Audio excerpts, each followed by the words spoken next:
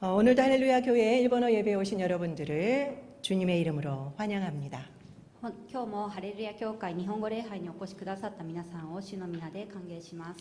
영상으로 보시는 분들도 축복합니다. 映像でご覧になっている皆さんも祝福します。 꼭 저희 교회나 가까운 교회를 방문해 주시기를 바랍니다. ぜひハレルヤ教会やお近くの教会を訪問なさってください。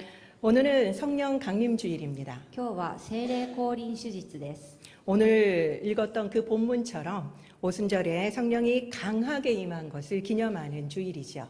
今日読んだ本文のように五旬節に聖霊が強く望んだことを記念した手術です。 현대를 사는 우리가 이것을 왜 지켜야만 할까요? 現代に生きる私たちがなぜこれを守らなければならないのでしょうか。 그렇기 때문에 성령 강림절의 역사와 성경적 의미를 아는 것은 매우 중요합니다. 聖霊降臨節の見業と聖書的意味を知ることが重要です。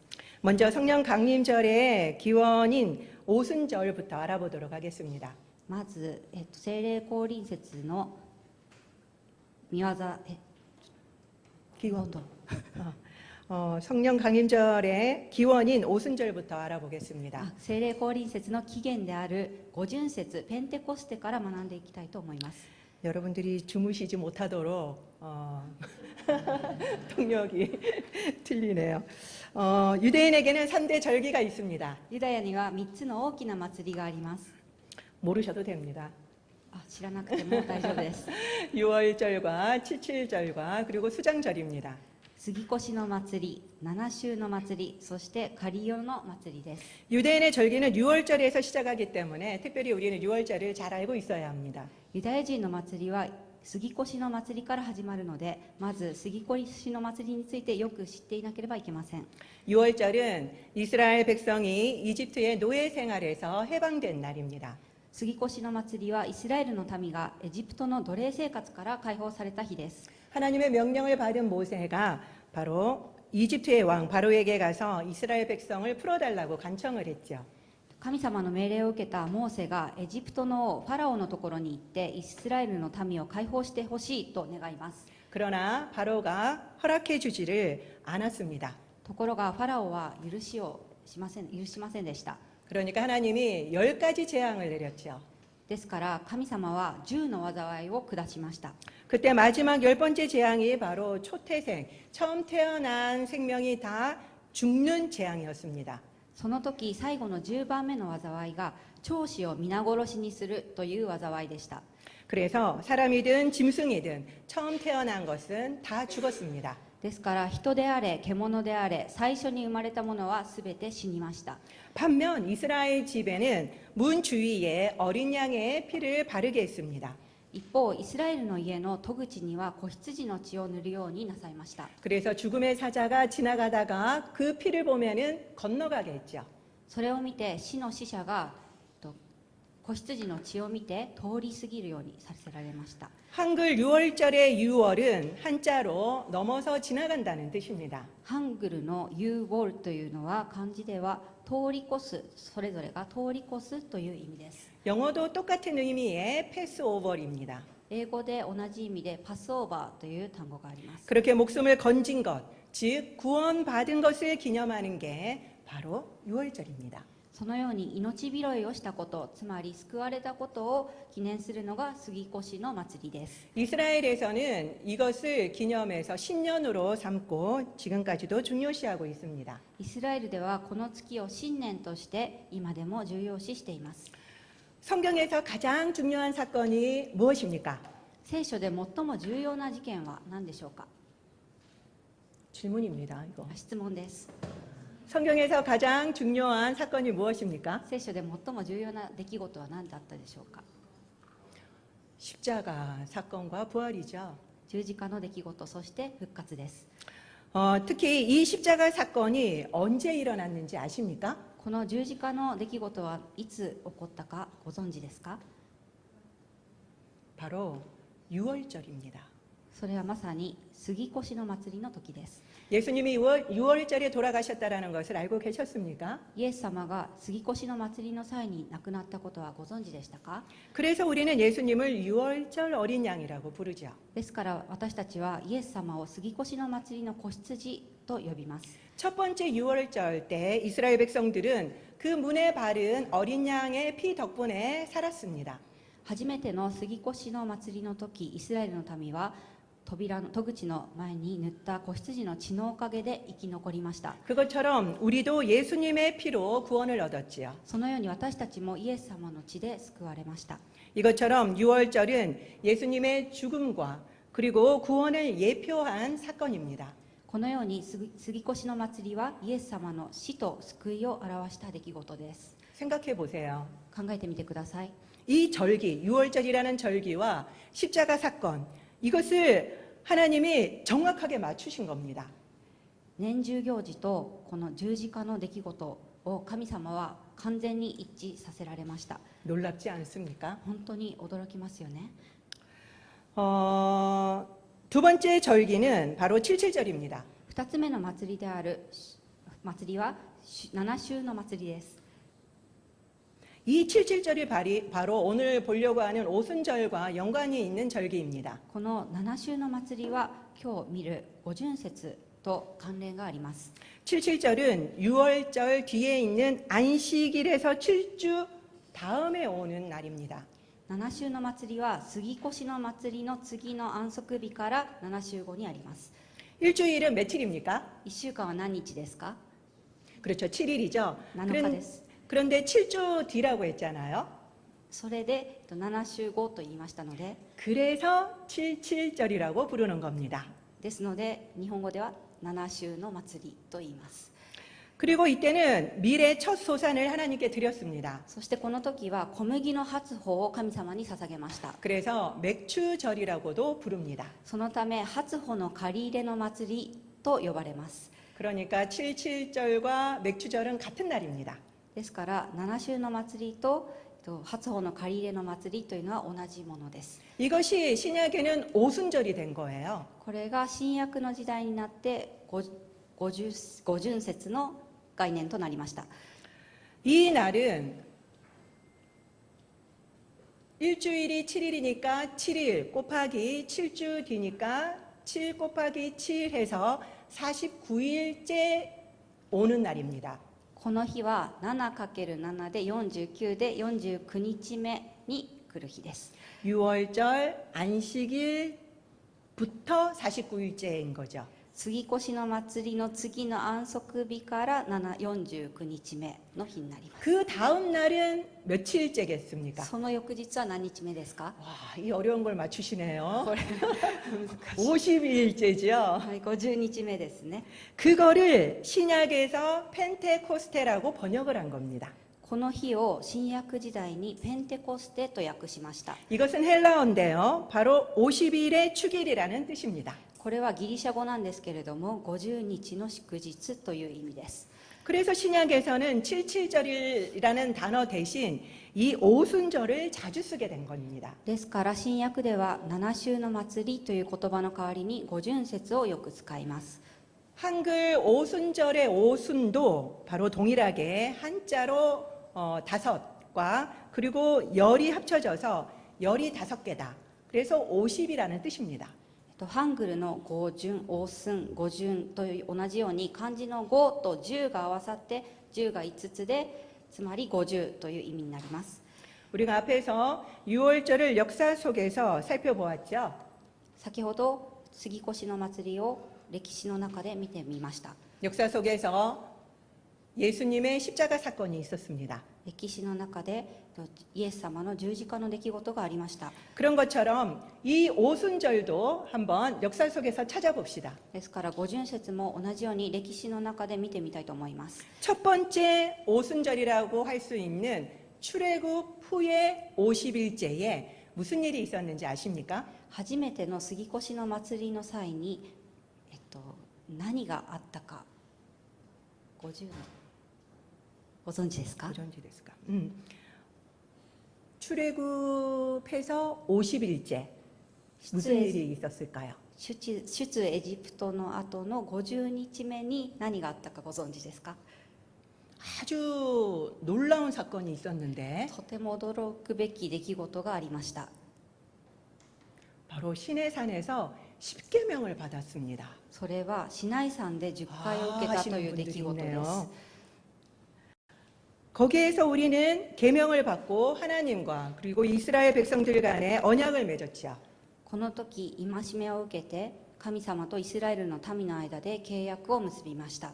출애굽기 19장 18절을 보면은 그때 하나님이 불 가운데 강림하셨다고 나옵니다. 出エジプト記19章18節を見ると、神様がシナイ山で火の中で降臨されたとあります。 그래서 불은 오순절과 그리고 성령 강림절에 아주 중요한 이미지입니다. ですから火は五巡節と聖霊降臨節の重要なイメージです。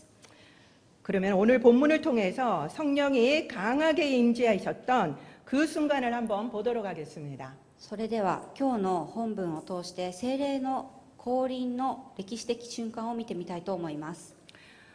그 전에 먼저 사도행전 1장을 보면은 예수님의 승천 사건이 나옵니다. その前の使徒の働き1章を見ると、イエス様が昇天される出来事が書かれています。 성경책에 있는 분들, 지금 나오죠? 4절에 보면은 예수님이 제자들에게 예루살렘을 떠나지 말고 하나님이 약속하신 것을 기다리라고 하십니다. 4節にはイエス様が弟子たちにエルサレムを離れず神様が約束されたことを待ちなさいとおっしゃいます。 그리고 5절에는 기간이 얼마 걸리지 않을 거다라고 말씀하십니다. 5節では間もなくとおっしゃっています。 아주 친절하시죠. 優しいですね。 그리고 선물 품목도 가르쳐 주십니다. そしてプレゼントの品も教えてくださいました。 한번 보십시오. 뭡니까? ご覧ください。何でしょうか？ 성령 충만입니다. 聖霊の充満です。 성령 세례였죠. 聖霊の洗礼です。 그러자 14절에 그들은 다 같이 모여서 기도에 힘씁니다. そして14節には彼らは心を一つにして集まって祈りに励んだとあります。 거기는 마가의 다락방이었을 거라고 추정하지요. そこはマルコの屋根裏部屋だったと思われています。 드디어 오순절 날이 되어서 일이 터졌습니다. いよいよ五巡節ペンテコステの日に事件が起こりました。 앞에서 제가 말한 것처럼 오순절은 6월절 안식일 다음 날부터 50일째 되는 날이었습니다. 先ほど申し上げました通り、五巡節は杉越の祭りの次の安息日から50日目になる日です。 너무 복잡하죠. とても複雑ですよね。 그러면 여러분들은 6월절 안식일 다음 날에 엄청나게 역사적으로 큰 사건이 일어났었는데 그거는 혹시 아십니까? 皆さんは杉越の祭りの次の安息日の翌日に歴史的な出来事が起こっているんですけれども、それをご存知でしょうか？ 6월절 안식일 이튿날 뭐 떠오르는 게 없나요? 杉越の祭りの次の安息日の後、 부활입니다. 復活です。 네, 예수님이 부활하셨죠. イエス様が復活さ 오, れました。 대단하신데요. 그렇기 때문에 부활절 50일 후가 간단하게 말하면 오순절인 겁니다. 簡単に言いますと、復活節イースターの50日後が五巡節になります。 예수님은 부활절 후 며칠 동안 세상에 계셨습니까? イエス様は復活後何日間この世におられましたか？ 40일. 40 맞죠? 日です。 사도행전 1장 3절에 보면은 40일 동안 있었다라고 나옵니다. 使徒の働き1章3節には40日とあります。 그러면 오순절에 성령이 임했다면은 승천하신 지는 며칠 만에 성령이 임하신 겁니까? 五巡節に聖霊が臨んだとしたら、昇天から何日経っていましたか？ 이게 산수죠, 산수. 算数です。 근데 이게 그림이 없으면은 이해하기가 어려워요. ちょっと絵がないのでちょっと理解が難しいんですけれども、 며칠입니까? 何日ですか？ 그렇죠. 10일 뒤에 성령님이 오신 겁니다. 10日後に聖霊が来られました。 그러니까 10일간 그들이 모여서 기도했다는 거죠. つまり弟子たちは10日間集まって祈っていたということになります。 저는 옛날에는 이 제자들이 50일간 열심히 기도한 줄 알았어요. 私は昔から、弟子たちが50日間一生懸命祈っていたと思っていました。 아, 너무 힘들겠다라고 생각했죠. 本当に大変だっただろうなと思っていたんです。 그런데 잘 생각해 보니까 딸랑 열흘인 겁니다. しかしよく考えてみると10日間だけでした。 뭐 짧지 않지요. 短くはないんですけれども、 오순절은 오늘 본문 2, 3절을 보면은 성령님은 시각적으로 그리고 청각적으로 강하게 임했습니다. 本文の2章2節3節を見ますと、聖霊は視覚的にも聴覚的にも強く望んだと書かれています。 모든 사람이 알 수 있을 정도였습니다. 皆が分かるほどでした。 그리고 4절에 보면은 모든 사람이 성령 충만을 받았습니다. そして4節には全ての人が聖霊の満たしを受けたと書かれています。 그것을 어떻게 알 수 있을까요? それはどうやって分かるでしょうか。 제가 뻥칠 수도 있잖아요. 私が間違っている可能性もありますよね。 그것은 바로 그 자리에 있었던 모든 사람들이 다른 나라 언어로 말을 했기 때문입니다. それは全員が他の国の言葉で話し始めたということから分かります。 오순절은 앞에서 설명드렸는 것처럼 3대 절기였습니다. ペンテコステ五旬節は三大祝祭です。 그렇기 때문에 디아스포라 유대인들이 전 세계에서 예루살렘으로 다 모였습니다. ディアスポラのユダヤ人が世界中からエルサレムに集まってきました。 그리고 그 뒤에 이어진 베드로의 설교로 남자만 3천 명이 회심하는 사건이 일어났죠. その後続いたペテロの説教で男だけで3000人が改心するという驚くべき事件が起きました。 그들은 본국에 돌아가자마자 자발적으로 복음을 전했습니다. 彼らは本国に帰って自発的に福音を伝え始めました。 그래서 교회가 조직적으로 생기기 시작했습니다. そして組織的な教会が建てられ始めました。 그렇기 때문에 성령 강림절은 교회의 생일입니다. ですから聖霊降臨手術は新約教会の誕生日とも言えます。 우리는 생일을 얼마나 축하합니까? 私たちは誕生日をとても祝いますよね。 생일 기억 못했다고 싸우기도 하고 그러잖아요. 誕生日を覚えてないと言って喧嘩になったりもします。 우리는 교회 생일도 축하해야 합니다. 私たちも教会の誕生日を祝わなければなりません。 그런데 지금은 오히려 창립 기념주일에 이것을 뺏긴 것 같아서 저는 너무너무 아쉽더라고요. しかし現在では創立記念手術にその座を奪われています。 작년에는 여기에서 케이크 커팅식도 했는데 기억나십니까? 昨年はここでケーキのカッティングもしたということです。 그런 일도 있었나라는 눈치네요. そんなことを覚えていないよという顔ですね。 그래서 오늘 특별히 여러분들이 받은 떡은 무지개떡입니다. 今日皆さんが、もらったトックは、虹の色になっていると思います。 바로 생일을 축하하는 의미로 나눠드린 것입니다. それは、誕生日をお祝いする気持ちでお分かちしたものです。 성령 강림 주일은 그렇기 때문에 기독교에서는 특별히 더 중요한 거죠. このように聖霊降臨手術はキリスト教では特に重要視されています。 왜 중요하다고요? なぜ重要ですか？ 생일이기 때문입니다. 誕生日だからです。 이 정신줄을 놓으면 안 돼요. しっかり聞いてください。 성령 강림 주일은 불로 신의 산에 임했던 하나님과 강림했던 성령님을 간절히 사모하는 날입니다. 聖霊降臨手術は火でシナイ山に臨まれた神様と聖霊様を切に慕い求める日です。 하나님은 첫 번째 오순절 신의 산에서 말씀을 받았던 그 첫 번째 오순절과 오늘 본문 성령 강림하셨던 그 사건을 정확하게 맞추십니다. 神様は初めての五旬節シナイ山で火で臨まれたそのことと今日本文で読みました五旬節を完全に正確に一致されました。 신의 산에서는 말씀으로만 언약을 맺으셨지요. シナイ山では御言葉だけで契約を結ばれました。 그리고 오순절 날에는 성령으로 다시 언약을 맺습니다. 五旬節の日は聖霊で再び契約を結ばれたのです。 이것은 단순히 말씀을 아는 단계에서 이 말씀대로 사는 단계로 바꾸시는 것을 의미합니다. これは御言葉をただ知っていることと御言葉に従って生きること、そういうものに変えられたということです。 그렇기 때문에 우리는 말씀을 알고만 있어서는 안 되고 이제는 그 말씀대로 살아야 된다는 것입니다. 今私たちは御言葉をただ知っているのではなくて、御言葉通りに生きなければいけないということです。 우리는 말씀을 아는 것을 그렇게 산다고 생각할 때가 너무나도 많습니다. 私たちは御言葉を知っているからといって御言葉通りに生きていると考えることがよくあると思います。 저희 남편이 저희가 이사하고 나서 이케아에서 화분대를 주문을 했어요. 私の夫は、引っ越しをした後に組み立て式の、違う、IKEAで植木鉢の台を注文しました。 이케아는 여러분도 잘 알다시피 조립식 가구 전문점이죠. IKEA は組み立て式の家具の専門店です。 그래서 다 자기가 맞춰야 됩니다. ですから自分で作らなければいけないんですね。 제가 받아서 보니까 간단해 보여서 이제 조립을 하기 시작을 했어요. 受け取ってみて簡単そうに見えたので自分で組み立ててみようと思いました。 사용 설명서도 열심히 봤죠. 取扱説明書もしっかり見たんですね。 아무리 이리저리 돌려봐도 제가 이걸 못 하겠는 거예요. でも自分では到底作ることができませんでした。 그래서 포기했습니다. ですから諦めました。 보는 것과 실제로 하는 것은 이렇게 다릅니다. 見ることと実際にすることはこのように違います。 말씀도 마찬가지예요. 御言葉も同じです。 말씀을 아는 것과 말씀대로 사는 것은 완전히 다른 별개의 문제죠.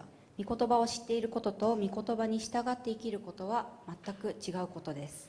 그렇기 때문에 말씀대로 살기 위해서는 우리는 성령 충만이 필요합니다. ですから御言葉に従って生きるためには私たちには聖霊の満たしが必要です。 올해 우리 교회 표어인 변화와 성숙을 추구하는 저희에게는 특별히 더 성령 충만이 필요할 것입니다. 今年のスローガンのように変化と成熟を追い求める私たちには聖霊の満たしはさらに必要です。 그렇기 때문에 우리는 말씀대로 살기 위해서 성령 충만을 위해서 더욱더 기도해야 할 것입니다. 私たちが御言葉通りに生きられるように聖霊充満のためにもっと祈らなければなりません。 지금 우리는 5월 달에 오래 참음의 열매에 대해서 말씀을 나누고 있습니다. 今5月は寛容の実を結ぶということについて分かち合っています。 그러면 이 성령 강림절과 오래 참음은 어떤 관계가 있을까? では聖霊降臨節と寛容の関係はどのような関係があると思いますか？ 거기에 대해서 한번 알아보도록 하겠습니다. このことについて見てみたいと思います。 오순절 사건은 일회성이라고 말하는 분들이 많습니다. ペンテコステの事件は一回限りのものだと考える人が多くいます。 지금은 이런 사건이 일어나지 않는다는 거죠. 現代ではこんなことは起こらないと言います。 그러나 저는 이 오순절의 역사가 지금도 일어난다고 믿고 있습니다. しかし私はペンテコステの御業が今この時も起こると信じています。 저는 토요 일본어 학교에 동일하게 이 같은 일들이 일어나기를 소망합니다. 私は日本語補習授業校の時にもこのことが起こることを願っています。 디아스포라 유대인들이 모국어로 복음을 듣자 그들은 누구보다도 강력한 전도자들이 되었습니다. ディアスポラユダヤ人が母国語で福音を聞き奇跡を経験すると彼らは誰よりも強力な福音伝道者となりました。 토요일 날 오는 그분들이 그 일본인들이 지금은 예수님께 관심이 없을지 모릅니다. 土曜日に来る日本の方々は今はイエス様について関心がないかもしれません。 그러나 언젠가는 한 명이라도 복음을 듣고 변화되기를 간절히 바라는 거죠. しかしいつか一人でも福音を聞いて変化が起こることを切に望んでいます。 예수 그리스도를 영접하고 그가 다시 일본인들에게 복음을 전하는 전도자가 되기를 소망합니다. イエス・キリストを受け入れ再び日本の方々に福音を伝えるものになることを願っています。 오순절에 시작된 그 복음은 지금 전 세계를 덮고 있습니다. ペンテコステに始まった福音が今は全世界を覆っています。 이것이 바로 생명의 능력이죠. これは命の力です。 지금도 오순절의 기적은 이렇게 일어나고 있습니다. 今もペンテコステの奇跡は起こっています。 선교는 우리가 하는 게 아닙니다. 宣教は私たちがするものではありません。 누가 하십니까? 誰がなさいますか？ 선교는 하나님이 하십니다. 宣教は神様がなさいます。 일본 선교도 日 마찬가지입니다. 本宣教も同じです。 우리 눈에는 일본 선교가 너무나도 더딥니다. 私たちの目には日本の宣教が全然進んでいないように思います。 가장 오래 참음을 요구하는 나라인 것 같습니다. 最も寛容を求めてくる国のように思います。 하지만 일본 선교도 하나님이 하십니다. しかし日本宣教も神様がなさいます。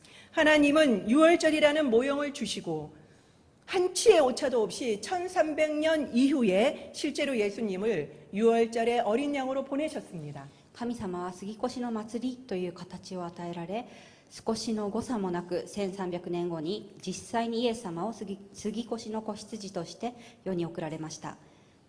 하나님의 계획은 틀림이 없습니다. 神様のご計画には間違いはありません。 그렇다면, 그것을 믿는다면 우리에게도 포기란 없습니다. それを信じるなら私たちには諦めはありません。 저의 강점은 끝까지 포기하지 않는 거예요. 私の強みは最後まで諦めないことです。 저의 둘째 딸이 지금 고1인데요. 공부를 정말 싫어해요. 私の次女は今高1なんですけれども、勉強が本当に嫌いです。 그래서 중1 때부터 제가 얘가 시험 기간만 되면은 과외 선생이 돼서 전과목을 가르쳐 줬습니다. 中1になってから、娘が中1になってから私が家庭教師のようになって一生懸命勉強を教えました。 아예 못할 것 같으니까 처음부터 포기를 하는 거예요. 全然できなさそうに思うので初めから諦めてしまうんです。 아이들이 원래 그렇잖아요. 子供たちっていうのはそういうものですよね。 그래서 저는 끝까지 다 몰라도 되니까 끝까지 포기하지 말고 최선을 다하자라고 이야기를 했습니다. ですから私は娘に最後まで最善を尽くしなさいと教えてきました。 이제 3년이 지나서 이제는 포기하지 않는데요. 今3年が経ったんですけれども、もう諦めなくなりました。 공부는 여전히 안 합니다. 勉強はしないんですけれども、 그래도 포기는 하지 않아요. でも諦めはしません。 포기도 습관입니다. 諦めるということも習慣です。 저는 기도할 때도 끝까지 포기하지 않습니다. 私は祈る時にも最後まで諦めません。 끝에 포기해도 안 늦기 때문이죠. 最後の最後に諦めても遅くはないからです。 이 토요 일본 학교도 모두 다 포기했을 때 저는 끝까지 기도했습니다. 東洋学校のことについても皆さんが諦めた時に最後まで祈り続けました。 그래서 마지막에 기도 응답을 받았죠. そして最後の最後に祈りを聞き入れられたんですね。 이런 경험이 너무나도 많습니다. このような経験がとても多くあります。 여러분들도 마지막에 안 될 때 포기하십시오. もう最後の最後にもうダメだという時に諦めてください。 그전에는 포기하지 마시기 바랍니다. その前には諦めてはいけません。 이렇게 가장 더딘 일본 선교를 품은 우리는 지금 포기하지 않기를 훈련하는 중입니다. 最も歩みの遅い日本宣教を胸に抱く私たちは諦めない訓練の最中です。 바로 오래 참음의 열매를 매번 맺고 있는 중인 거죠. 寛容の実を結んでいる最中なのです。 오늘은 오래 참음 열매의 마지막 시간입니다. 今日は寛容の実についてお話しする最後の時間です。 하나님이 우리에게 오래 참으라고 말씀하시는 것은 먼저 하나님이 우리에게 오래 참아 주셨기 때문입니다. 神様が私たちに寛容の心を持つようにおっしゃるのは、神様がまず私たちに寛容であられたからです。 그렇기 때문에 우리도 오래 참을 수 있습니다. ですから私たちも寛容でいられるのです。 일본 선교도 日 마찬가지입니다. 本宣教も同様です。 오순절 성령 강림을 통해서 시작된 이 일본 선교는 하나님이 하실 것입니다. 五巡節の聖霊降臨を通して始まった日本宣教は神様がなさいます。 이 소망을 붙들고 끝까지 전진하는 저와 여러분이 되시기를 축원드립니다. この希望を抱き、最後まで前進し続けることを願っています。 기도하겠습니다. お祈りしましょう。